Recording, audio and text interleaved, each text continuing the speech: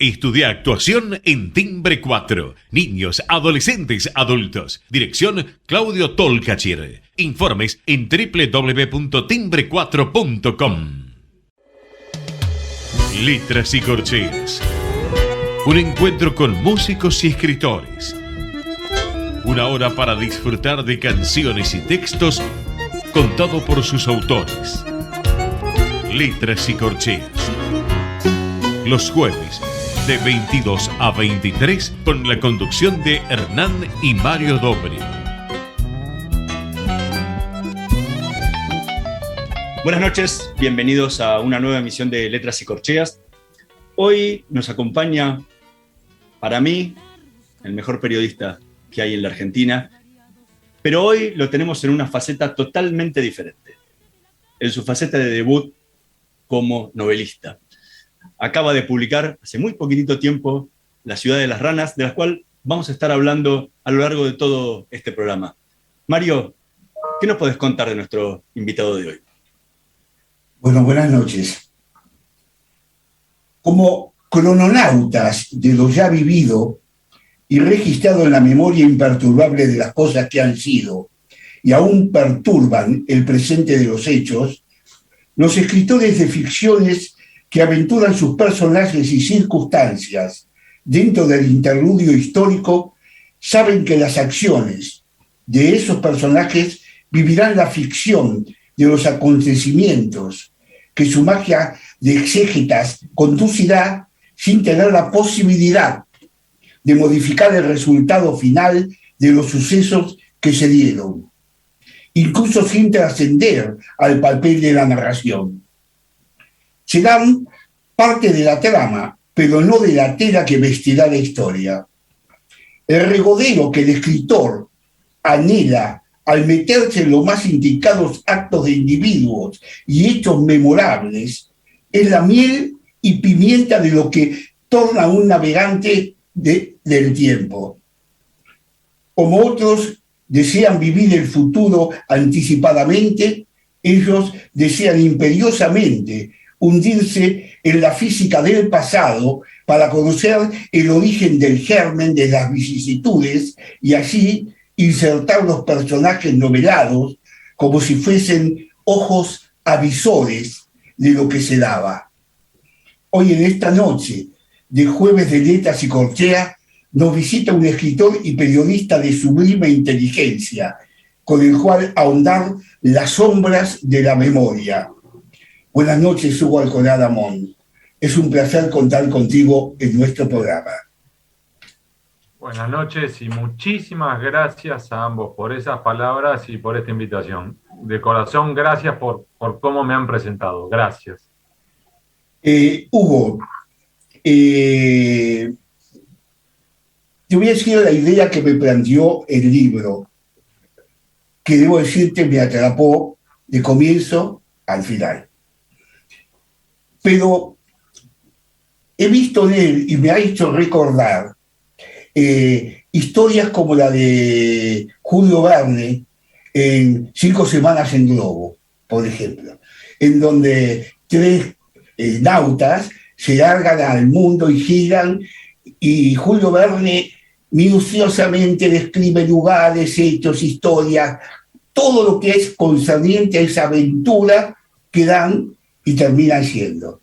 Acá yo sentí que el foco de la novela era una novela de aventura, que para el caso argentino uno describe la idea de novela histórica, pero no es una novela histórica, es una novela de aventura inserta en Argentina, de los años 80 a los 90 aproximadamente, de 5 muchachos que parten de la Italia, que tienen un conflicto inicial que te permite a vos poner 2 focos de atención en la novela.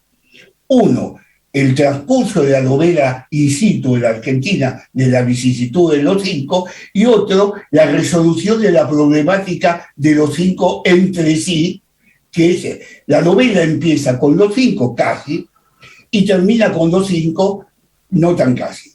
Termina con los 5.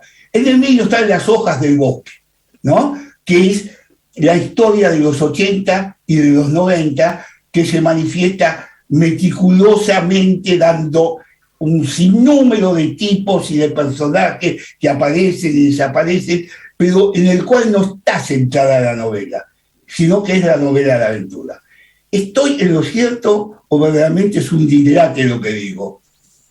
Te lo digo así, me estás dando una alegría gigantesca, porque significa que el esfuerzo de estos 5 años de trabajo, investigación, escritura y reescritura sirvieron, porque captaste perfecto la idea que yo tenía en la cabeza, que era contar en una novela de aventuras, abrevando de genios como Ruiz Zafón o de Pérez Reverte, contar la historia de unos muchachos dentro de un contexto chico que es la fundación de una ciudad, dentro de un contexto más grande que es el del surgimiento de una nación.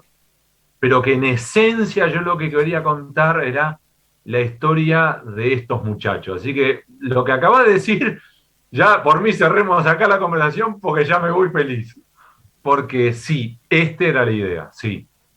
Bueno, me alegro. Estaba preocupado, digo, te lo voy a decir y capaz que me iba para... me gustó mucho el desarrollo de los personajes. Tienen mucha intensidad, pero tienen algo sustancial, que es el amor entre ellos. O sea, el amor de raíces. O sea, cómo la raíz confiere amor.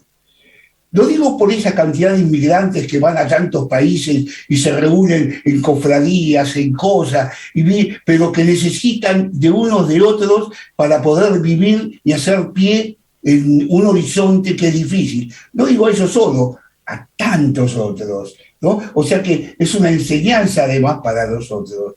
Y me gustó cómo has ido tomando. ¿Cómo fue que se te ocurrió que un tal Marco fuera pariente de Malatesta y además el mundo de Amici aparezca en la Argentina, que aparece realmente, y que lo encuentra, y en ese libro que fue Corazón, que lo debo haber leído 5 o 6 veces de chico, creo que lo leí muchísimo, y estaba de los Apeninos a los Andes, ese cuento hermoso, y lo insertaste de los Apeninos a los Andes al mundo de Amici. ¿Cómo fue que se te ocurrió esa rimbombante? Malatesta, que además, debo decirte, vivió Malatesta casi 100 años, del 33 al 32.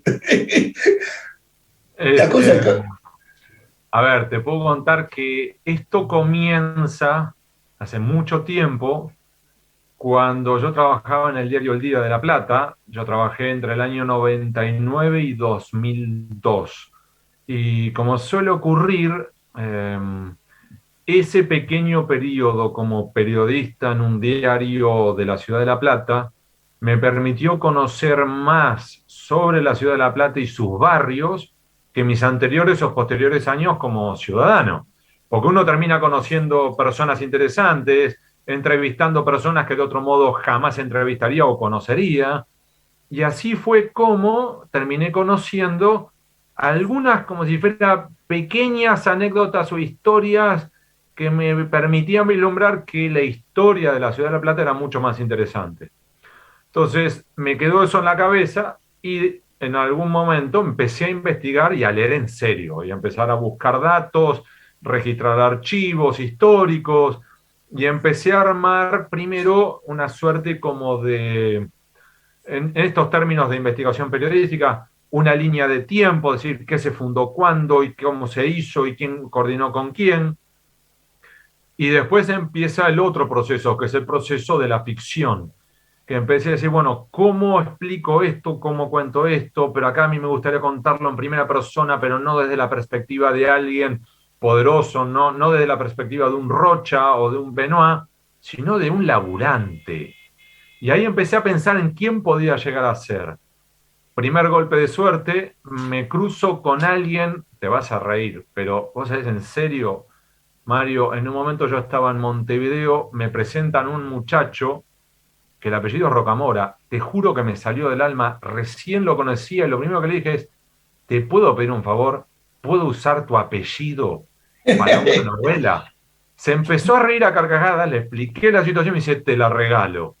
Entonces, ya ahí tenía como si fuera el primer apellido del primer personaje. ¿Por qué Íñigo? Porque a su vez yo quería un personaje que me permitiera, por un lado, que fuera italiano y que fuera, por lo tanto, uno de los jornaleros, pero que al mismo tiempo pudiera tener un puente con Argentina. Entonces dije, bueno, podría hacerlo por el lado que, por ejemplo, su madre fuera española, entonces que él fuera bilingüe. Pero al mismo tiempo dije, acá vamos a hacer un primer giro y un primer guiño. Yo viví en Pamplona, en España, en Navarra, donde a su vez está el punto exacto donde a Íñigo de Loyola cae en combate y se convierte. Y yo siempre le quise poner a mi primer hijo de nombre Íñigo. Mi mujer me sacó a patada. Le digo, bueno, si mi hijo no puede ser Íñigo, va a ser mi personaje de ficción. Entonces ahí es donde queda esa cosa híbrida de decir, mira, un Íñigo Rocamora, que suena rarísimo, es decir, nombre vasco con apellido italiano viviendo en Argentina. Y entonces empecé a armar, pero entonces a su vez, y no me estoy yendo por las ramas, sino decís, ¿cómo lo traigo? Y yo también había leído varias veces la historia de los Apeninos, la historia de Marco, y a su vez me recomienda una persona, me dice, sí, está ese libro, y ese cuento en particular, Corazón, pero también él escribió otro que se llama Océano, que él cuenta la travesía. Y entonces ahí leo Océano, abrevo de ese libro, pero al mismo tiempo digo, bueno, ¿y si lo meto a Marco? Y entonces hago que Marco es parte de la travesía y empiezo a armar una especulación y a su vez empiezo a averiguar y de repente me surge lo de Marco Malatesta. Interesantísimo, dije, ¿y si lo meto a Marco a su vez como si fuera el sobrino de Rico? Y muchas de estas ideas, y cierro con esto, muchas de estas ideas se me daban a mí corriendo. Yo salía a correr y mientras que estaba corriendo digo, ¡uy! ¡Esta es posible! Y entonces después me ponía a verificar si por los años me cuadraba. Entonces a su vez me hice un listado con si fueran los datos biográficos de cada personaje. Entonces después de cada personaje yo iba acomodando el año en que nació para que me pudieran cuadrar con los años de estos viajes y demás. O sea que fue todo como un encastre de rompecabezas. ¿Vos sabés lo que quiere decir Íñigo?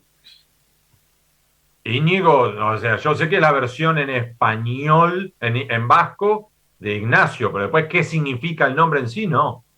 Es un lugar situado en una pendiente montañosa. Mirá, no sabía eso. Bueno, ya tenés algo más. Es un buen dato. Hugo, ¿qué fragmento del libro podrías compartirnos con nosotros? Así tenemos por lo menos un adelanto para los lectores, para los futuros lectores y que están escuchando el programa ahora. Te diría un fragmento que permite vislumbrar cómo funcionaba la cabeza de uno de los protagonistas, no de los italianos, sino de los otros, los criollos, y un personaje en particular, que es Dardo Rocha. Uh-huh. Y que es algo que lo marcó a él y a toda su generación, que fue la Guerra del Paraguay. Si querés lo leo. Sí, por favor.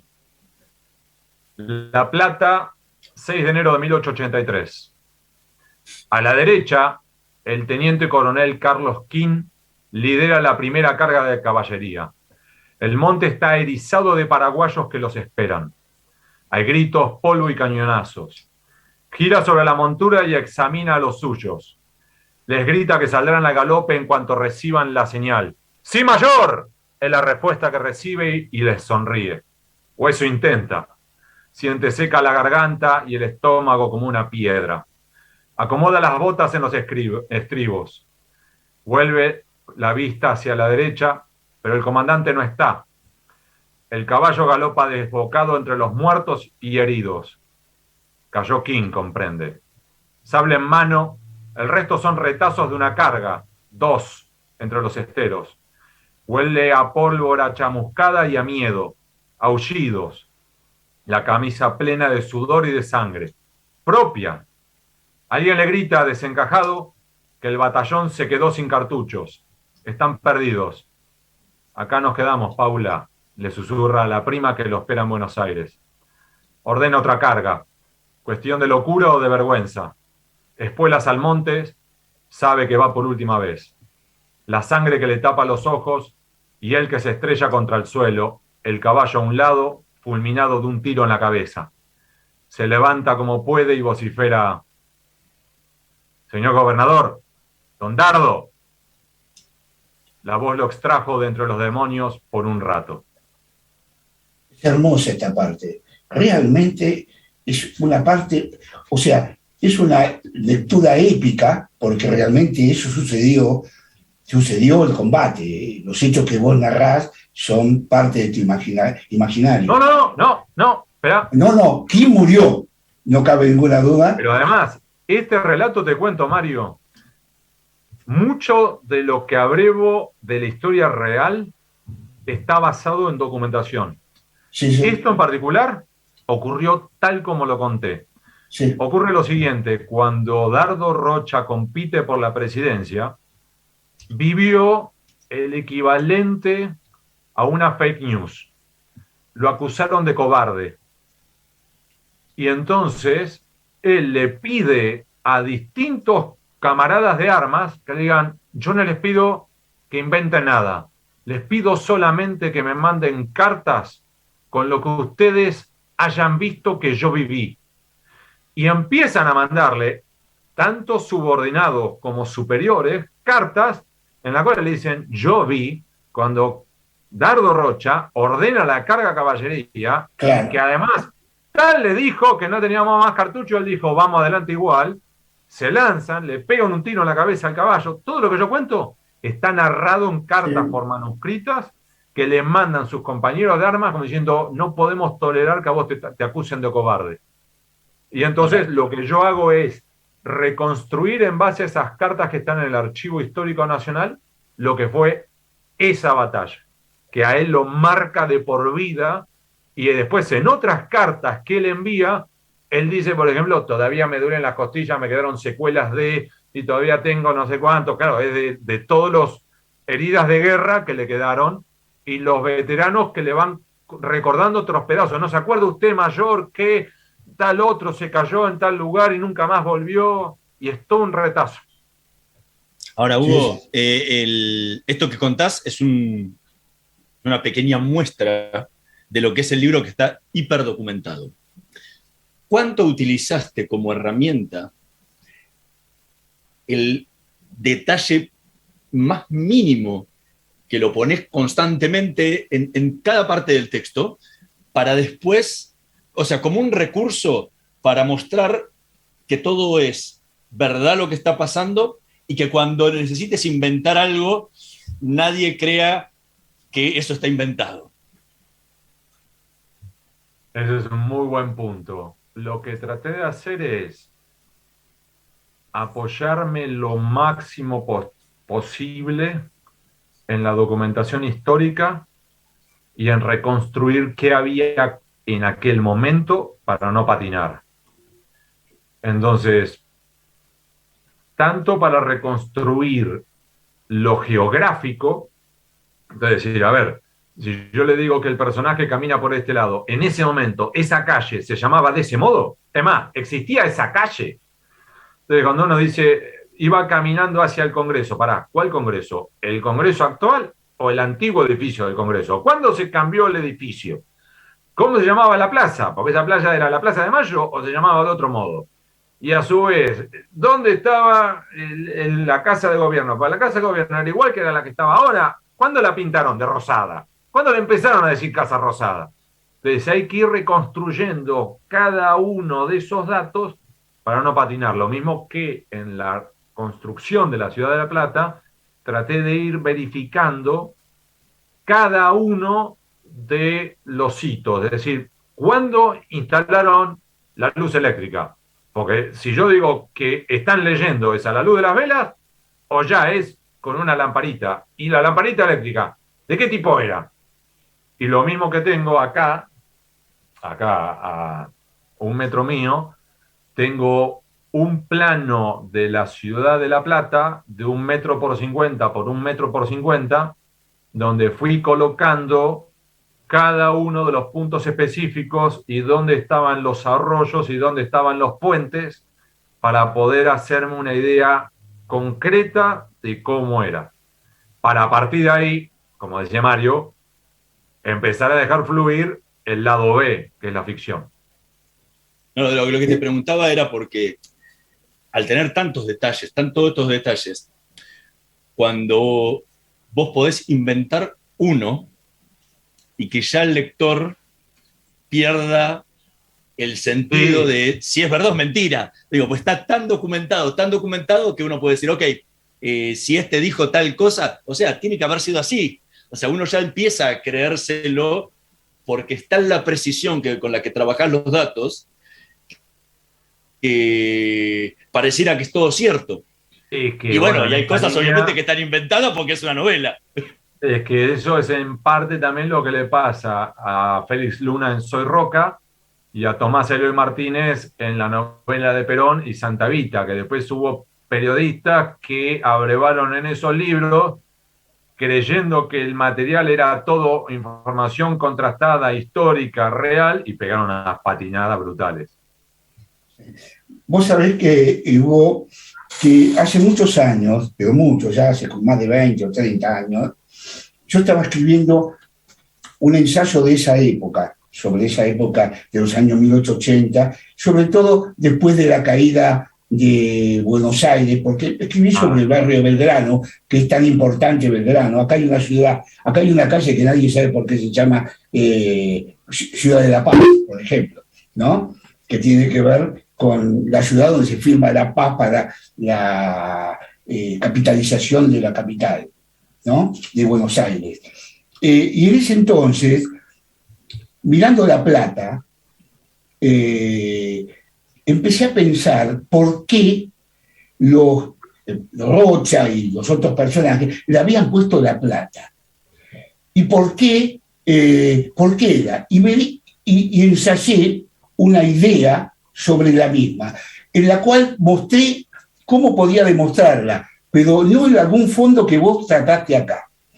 Y la idea mía fue, habiendo 14 provincias en ese momento, 13 provincias tenían el nombre de su capital. Una sola, que era Entre Ríos, no lo tenía, que era Paraná. Todo el resto era, incluso Buenos Aires era Buenos Aires. Entonces dije, esta gente se fue, que es la oligarquía de Buenos Aires, se va y funda cerca, a tiro de cañón, una ciudad para mantener el rigor del dominio, y entonces le dice al resto del país, los que no fuimos somos los que hicimos la Argentina. Y entonces le ponen a la capital La Plata, Argentum, que es el nombre del país a la ciudad. Más, para corroborar que es lo mismo, todas las capitales que tienen sus teatros importantes y todo, se llaman el teatro araucano, el teatro fulano, le ponen teatro argentino, como para que no quepa duda de que La Plata es la capital de Argentina, y argentino es que estamos haciendo eso, no nos fuimos, estamos acá. Y vos me ponés acá de que Rocha pensaba, cosa que no lo sabía, de que se iban, pero él iba a agarrar el gobierno y después mudaba la capital ahí y se quedaba Buenos Aires con Buenos Aires. Digo, ¡apa! No estaba en lo incierto, no lo sabía, pero yo escribí ese ensayo que muchas veces lo hablé con mucha gente y lo sorprendía porque decían, nadie sabía por qué se llamaba La Plata. Pero me gustó lo tuyo, porque corroboraba. Es que a mí me alegra lo que me estás contando, porque a su vez, por otro lado, llegamos al mismo lugar. Porque sí, es en efecto así. Dardo Rocha, hay, ¿te acordás de Fray Mocho? Sí. lo define a Dardo Rocha como el último porteño, pero no el último como el último de la fila, sino como el último, el epítome, el que más y mejor encarna el porteñismo. Entonces uno podría decir, pero ¿cómo es posible que si sos el porteño por antonomasia hayas aceptado entregar la ciudad de Buenos Aires para que fuera federalizada cuando antes vos estabas con Carlos Tejedor, un defensor a ultranza del poderío porteño? No cabe duda, Era por esto otro, era porque el plan original de Dardo Rocha era, ok, entregamos la ciudad de Buenos Aires, vamos a fundar otra ciudad que será la ciudad de La Plata, pero con la esperanza de llegar a la presidencia y ahí hacemos un enroque y entonces colocamos, como vos bien decís, La Plata, Argentum, Argentina, con el Teatro Argentino, armamos esto como capital federal, mientras que a su vez devolvemos a la provincia de Buenos Aires su ciudad, la ciudad de Buenos Aires. Y esto, recordándolo en un contexto, ¿cuál es? Hay algo parecido que está pasando arriba, en ese otro país que muchas veces tomábamos nosotros como punto de parámetro o de espejo, que era Estados Unidos, con la ciudad de Washington, que ocurre lo similar, la federalización de un lugar que se convierte por fuera de Nueva York, ciudad más poderosa de los Estados Unidos, en la capital federal, el Distrito Federal para los estadounidenses. Estamos conversando con Hugo Alcanada Mon. Vamos a hacer una pequeña pausa. En un minutito más volvemos con más Letras y Corcheas. No se vayan. Vamos la radio, somos tu voz. Vamos con Eco, siempre la verdad y la mejor información. Estamos llenos de historias verticales. Gira tu celular. En Catamarca tenés algo distinto para contar. ¡Girá! ¡Girá! No te pierdas de nada. Vení a contar una historia distinta.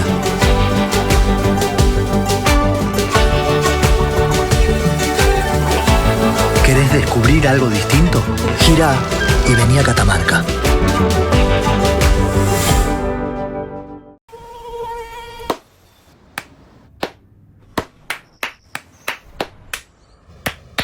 No aplaudamos al mosquito, combatámoslo en serio.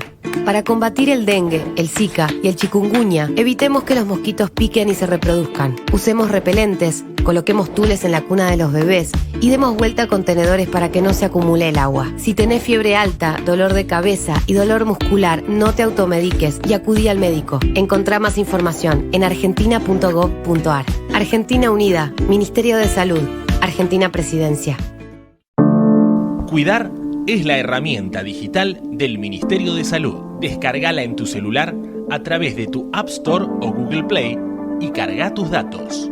La aplicación te permite hacer un autodiagnóstico, acceder a tus certificados y consultar el resultado de tu hisopado. Ahora podés acceder a la información provista por el Ministerio de Salud y ver tu diagnóstico COVID-19 de forma rápida y sencilla.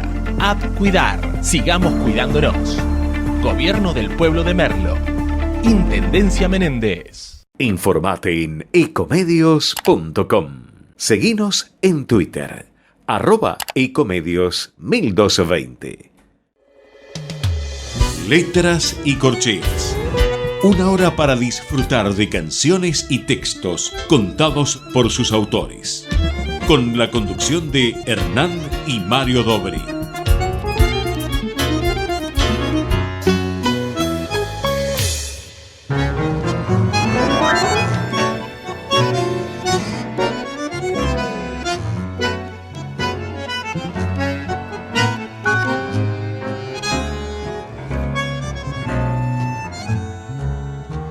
La vida pasa y el corazón se arruga, tras de la loma se marchan los desvelos.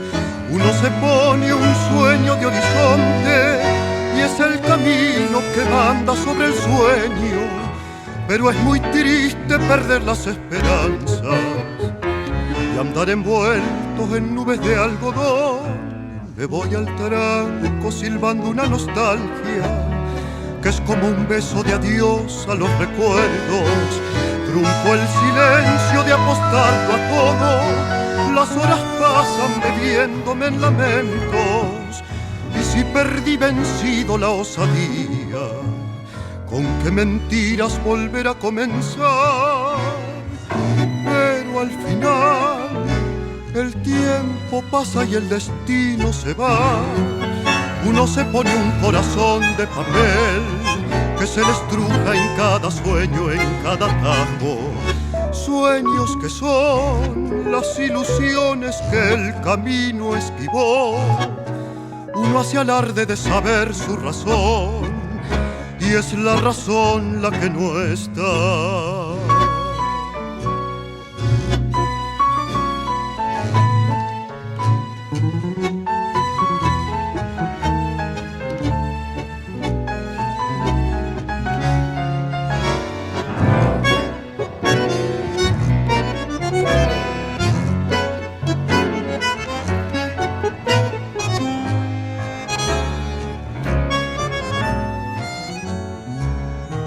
Uno se pone un traje de arrogancia y enfrenta al mundo que apenas si lo entiende.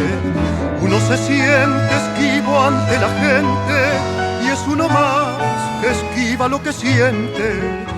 Y si olvidar es parte del recuerdo, ¿por qué acudir al pasado una vez más? Pero al final el tiempo pasa y el destino se va. Uno se pone un corazón de papel que se le estruja en cada sueño, en cada tajo. Sueños que son las ilusiones que el camino esquivó. Uno hace alarde de saber su razón, y es la razón la que no está.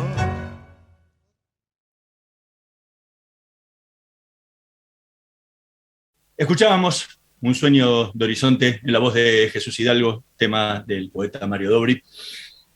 Estamos conversando con Hugo Alconada Mons sobre su último libro, su primera novela, La ciudad de las ranas. ¿Cuánto te costó o no sacarte la camiseta del periodista para sentarte y escribir tu primera ficción? Mucho, y al mismo tiempo nunca terminé de quitármela, y al mismo tiempo poco y disfruté quitármela. Es medio raro, pero te diría, si vos me dijeras ahora, Hugo, escribí composición, tema La Vaca, no sé ni por dónde arrancar. Ahora, si vos me dijeras, vamos a investigar este tema y utilizamos esto como un disparador para... allí puedo moverme un poco mejor. En este caso, utilicé muchas de las herramientas de investigación periodística, así es como abrevé en archivos, registros históricos, terminé hablando con masones que me terminaron contando sobre la masonería, terminé hablando con distintas personas expertas en distintos temas, que incluso terminé contrastando datos sobre corrupción, delitos de dádivas, es decir, mucho propio de mi trabajo regular como periodista de investigación. Eso te iba a decir. Sí. No pudiste con tu genio. Tenías que meter el tema de la corrupción en el medio. Pero además es que vos lo ves así y decís, papito, si esto fuera ahora, tumbamos a este gobernador, pero en 3 minutos. Ahora, esto por un lado. Y por otro lado, disfruté mucho y había momentos en los cuales como que me iba metiendo y escribía y fluía, y que por ahí volaban las horas. Y después también es cierto que el mayor desafío fue el posterior, que es decir, empezar a achar, editar, corregir, quitar. Entonces te diría que mi primer borrador al último borrador tengo que haber quitado no menos de 1/3 del material que había escrito originalmente. Es decir, fuera, ¿viste? Irrelevante, innecesario, sobra, y empezar a quitar. Vos sabés, Hugo, que para no entrar en las grandes cosas de las que estás hablando ahora, que es de la historia argentina, voy a pequeños detallecitos, ¿no? Por ejemplo, la utilización constante en el libro del despectivo italiano bachicha. Que el despectivo bachicha no es bachicha porque era bachicha, que es un aféresis de Jean Baptista, ¿no? Es una aféresis. Es como decir Pancho a Francisco, o Paco, o Pepe a José, o algo por el estilo. Pero eso lo determina como un despectivo en Argentina contra los italianos. ¿A qué voy con esto? Si hoy vos decís bachicha, yo me acuerdo de 2 veces bachicha. Uno, había un bachicha que era Di Ambrosio, que se llamaba Juan Bautista Di Ambrosio, que formó una orquesta con Bianco, Pepe Bianco, que estuvo en Italia, esto te va a venir bien saberlo, que estuvo en Italia, en Argentina, en Francia, con la orquesta, y tocó para Hitler. Y hicieron el tango que se llamó Tango de la Muerte, que se tocaba en los campos de concentración cuando iban los judíos a ser incinerados. Se llamaba Tango de la Muerte. Y esto, uno de ellos era Jean Baptista Di Ambrosio, que le decían bachicha. Y el otro bachicha que yo me recuerdo era la obra Los duendes cazan perdices, donde Sandrini decía bachicha a un coso. O sea, que lo decían así. ¿A qué voy con esto? Que en la primera parte, entre el siglo XIX y el XX, la inmigración italiana era del norte. Venía por Génova y era del norte. Y ahí quedó el término, hoy un italiano es un tano, porque la segunda invasión italiana fueron napolitanas, o sea, era por eso tano, y quedó el despectivo bachicha olvidado. Es muy interesante lo que colocaste, porque creo que se había olvidado el bachicha para mostrar cómo fue la primera inmigración italiana a la Argentina, de los cuales llegaron como 3-4 millones de inmigrantes y se fueron más de 2 o 3 millones de vuelta. O sea, que no todos se quedaban, ¿no? ¿Había algo de esto en lo que... ¿Qué te pareció lo que te opiné sobre este tema? Es así, es así. De hecho, recordemos que esa primera carga inmigratoria propia del norte italiano, del norte de la península, porque recordemos a su vez, Italia estaba en ese momento todavía en el periodo de unificación con Garibaldi, sí. Era mucho de Génova. De hecho, recordemos que, por ejemplo, en el barrio de La Boca de la ciudad de Buenos Aires, hay una enorme carga de Génova, de genoveses. Genoveses, no cabe duda. Porque era justamente como su punto de desembarco y donde muchos se quedaban, para después eventualmente continuar su camino a distintos puntos de la ciudad de Buenos Aires, de la provincia de Buenos Aires o el resto del país. 1, 2. Este término bachicha, me alegro que lo remarques, porque era la forma despreciativa, despectiva, con la cual los criollos aludían muchas veces a los italianos, a los venidos de la península, en esa cosa como bachicha. Te diría casi como si fuera una cosa como el perraje, o después vinieron también los cabecitas negras, es decir, una expresión muy agresiva, muy despectiva, que a su vez esto lleva a toda una carga y una reacción desde el lado de los que venían de la península. ¿De dónde surge esto? ¿De dónde lo recupero? También como parte de este proceso para tratar de entender aquel proceso histórico, aquel periodo. Yo leí muchos libros. Mencionábamos antes, ¿no?, esto de Corazón o Océano, de El Mundo de Amichis, pero también yo iba leyendo otros libros propios de argentinos publicados en aquella época, entre otros los de Eugenio Cambaceres. Cambaceres, sí. Y Cambaceres es muy duro, muy agresivo, e incluso tiene un par de obras que son muy chocantes para nosotros hoy. Va a decir, upa, ¿cómo fuiste capaz de escribir algo así? Por ejemplo, En la sangre. Te digo, es realmente... En la sangre es terrible. Sí, sí, es desagradable. Que yo, de hecho, en un momento lo hago expresar ese desagrado al protagonista, Íñigo Rocamora, que frente a una estatua de Garibaldi dice, mira, si tenés tiempo, Mirá lo que piensan estos tipos, los criollos, sobre nosotros. Le tira el libro al pie de la estatua, diciendo, yo no lo quiero más, tomá.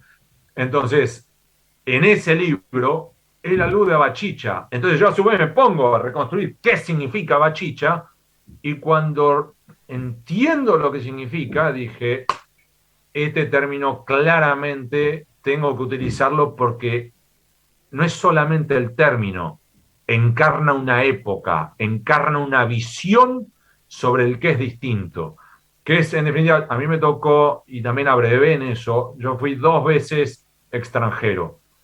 Lo fui en España, donde viví 2 años, y yo tuve cortocircuitos porque más de una vez nos trataron y nos dijeron sudaca.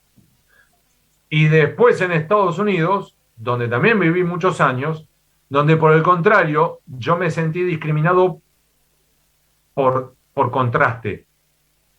Porque yo en un formulario llegué a poner Hispanic American como origen, y me miran y me dicen, no, usted European. Digo, yo de europeo no tengo nada. Europeos fueron mis tatarabuelos. O sea, yo soy nacido en América Latina, soy y me considero argentino, me tiene que poner Latin American, Hispanic American, póngale como quiera, pero yo soy de América Latina. Que sí, que no, call your manager. Entonces, esta idea de el ser inmigrante y sentir que el local te lo marca, duele. Y yo quería contar en esta novela también ese dolor del que está forjando su futuro, está forjando su presente, y aún así le marcan la diferencia, diciendo, vos no sos criollo, vos no sos local. Hugo, ¿qué otro fragmento del libro podrías compartir con nosotros? Pues, así como antes hablábamos de la mirada desde un poderoso Dardo Rocha, me gustaría contar la otra mirada, que es la mirada del inmigrante. Aquel otro periodo era 1883, en un momento de bonanza económica, de cuando empiezan a surgir, y acá estamos al revés, en un momento de depresión económica, de problemas, y donde los inmigrantes realmente la pasaron mal. Y eran los Bachicha. Si me permitís, lo leo. La Plata, 19 de abril de 1891. Los ladridos de Fame los puso en alerta. No solía reaccionar al paso de los carruajes y tilburis, mucho menos ante las carretas y los carricoches más lentos y pesados. A una señal de Giancarlo Bruschini, los soldati se desplegaron. 2 delante de Íñigo, 2 a los costados y 1 a cada lado de la puerta por la que habían llegado hasta los fondos del conventillo. Esperaron con las manos sobre las cachas de los revólveres sin desenfundar. ¿Cómo llegamos a esto?, se preguntó Íñigo en un destello que de inmediato dejó atrás. Los perfiles de varios hombres que avanzaban a contraluz desde la calle se recortaron por la puerta. ¡Ave María Purísima! El sargento Brígido Navarro y sus trucos de perro viejo. El saludo le permitía tomar la iniciativa, imponer su autoridad y comprobar los ánimos con que lo recibían. Sin pecado concebida, replicó Íñigo, aunque soslayó a Navarro para concentrarse en uno de los 8 uniformados que lo acompañaban. Hola, Íñigo, dijo el guardia. El primero que desenfundó fue Marco y provocó la reacción general. En un parpadeo, más de una docena de revólveres y fusiles apuntaron a diestra y siniestra. Solo Íñigo, el sargento Navarro y Fichela mantuvieron las manos libres. Es curioso, nunca supe tu nombre, Fichela. Apenas sé como todos que te dicen il macellaio. El napolitano sonrió como un tiburón. ¿Y te parece que estos son momentos para conocernos mejor? Íñigo devolvió la sonrisa. Como diría Benoit, touché. ¿Puedo decirte algo, Hugo? Sí. ¿Te molestaría si te leo un pequeño poema? Avanti. Para empezar a crearle leyenda a tu libro. A ver. Lo escribí anoche. Se llama Brígido Navarro. Brígido Navarro sabe su final. Sabe que va a morir allá por los arrabales de La Plata. Lejos de la noche espera descampada de luna. Sobre el estiércol seco y los usares, su figura es una sombra que lame las heridas de la sangre. El hombre que tributó a la daga la infamia de su nombre, presiente el desprecio del olvido. Perra suerte, caer tan joven, piensa. Roe su rostro el frío de la helada y el cuerpo se abandona al destino infame de la tierra. ¿Puedo tener una copia? Sí, cómo no.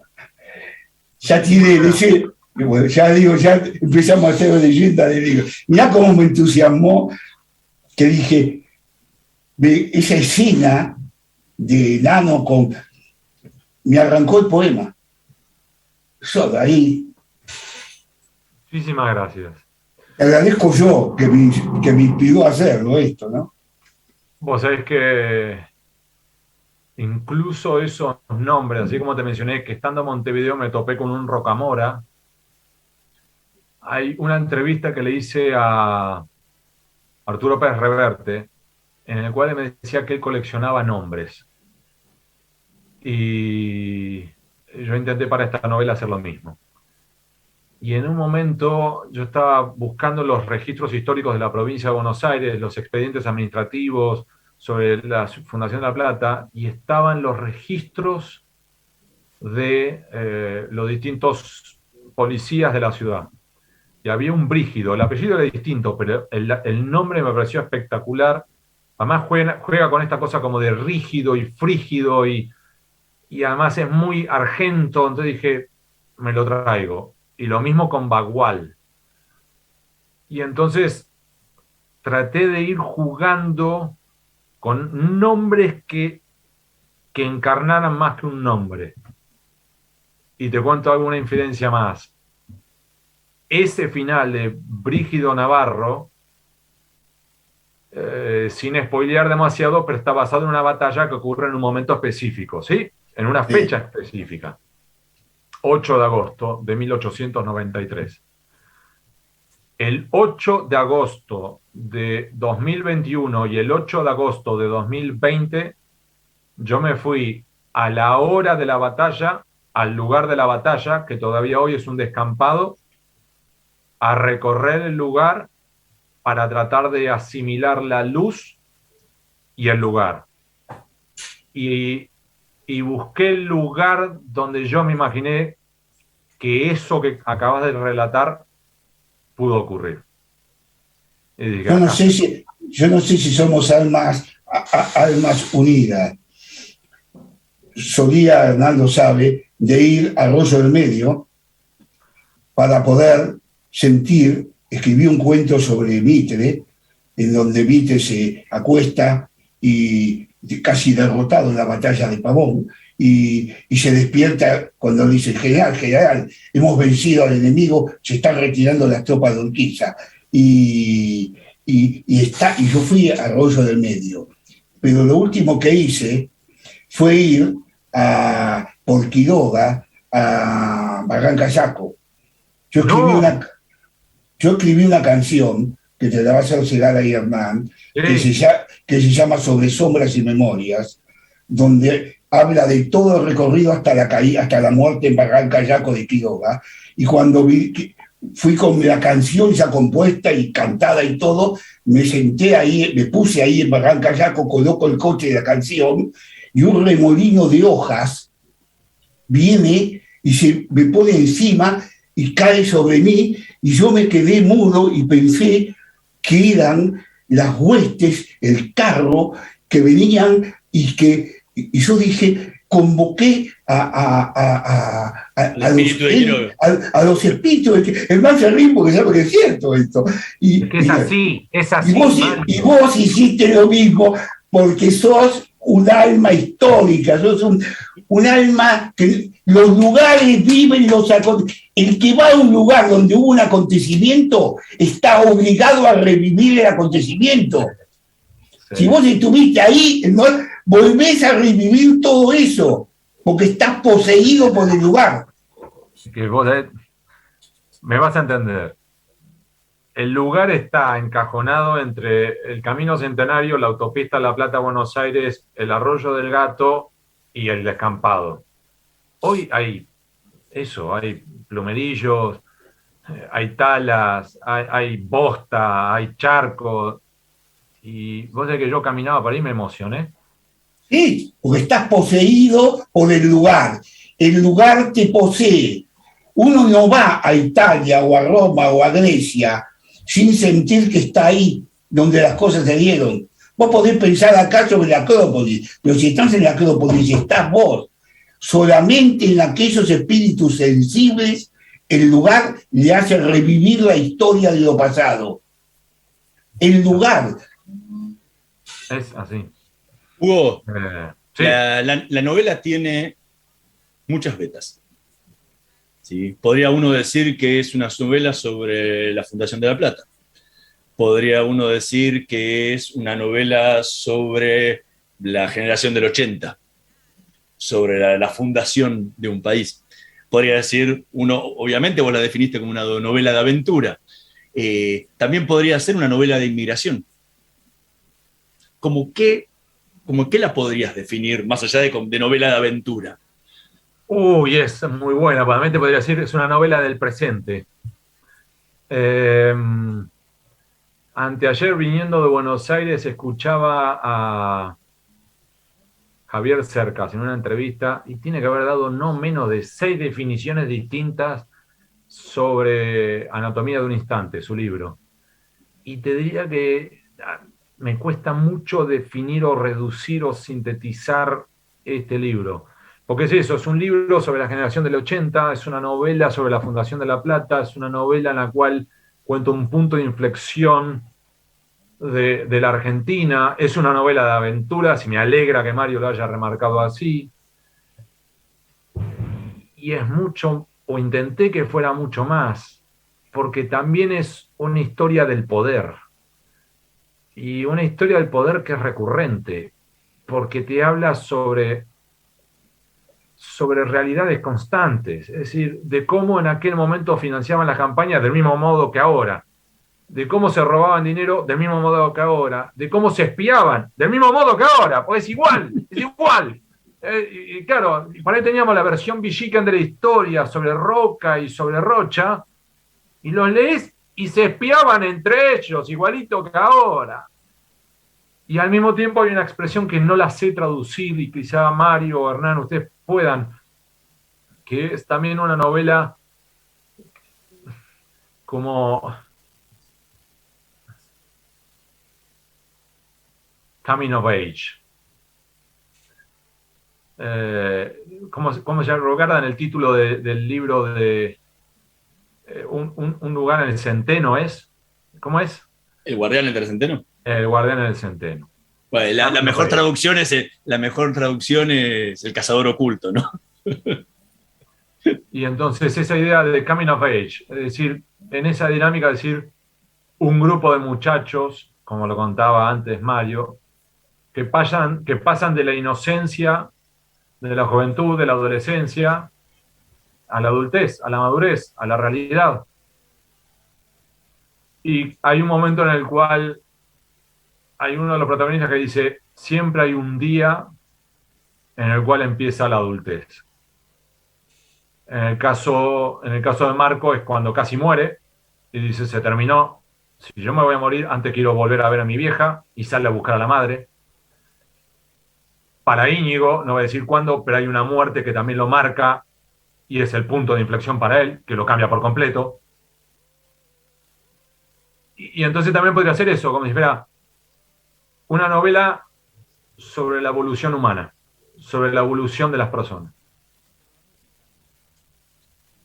Hugo Alconadamón, muchísimas gracias por habernos acompañado esta noche en Letras y Corcheas. Se nos acabó el programa, nos quedaron 1000 cosas por hablar de la novela, porque es realmente muy, muy atractiva, te atrapa constantemente mientras la vas leyendo. Así que se los recomiendo a todos los oyentes que lean La ciudad de las ranas, la reciente novela y la primera novela de Volko Nadamón, que hoy estuvo con nosotros contándonos muchísimos detalles, los entretelones de lo que fue la... Pero muchísimas gracias, en serio, Hugo, por haber compartido con nosotros esta noche. Gracias a ustedes dos porque disfruté cada minuto de esta conversación esta noche. Muchas, muchas gracias. Bueno, muchísimas gracias, Hugo. Para mí, realmente estoy muy feliz. Debo decirte, sonrojadamente feliz. Yo gracias, en serio, de corazón. ¿Estamos todavía al aire? Sí, nos queda solamente saludar a la audiencia hasta la semana que viene. Nosotros nos vamos a reencontrar el próximo jueves en la operación técnica Javier Martínez y Gerardo Subirana. Nos vemos la próxima semana. Chao. Estudia actuación en Timbre 4. Niños, adolescentes, adultos. Dirección Claudio Tolcachir. Informes en www.timbre4.com.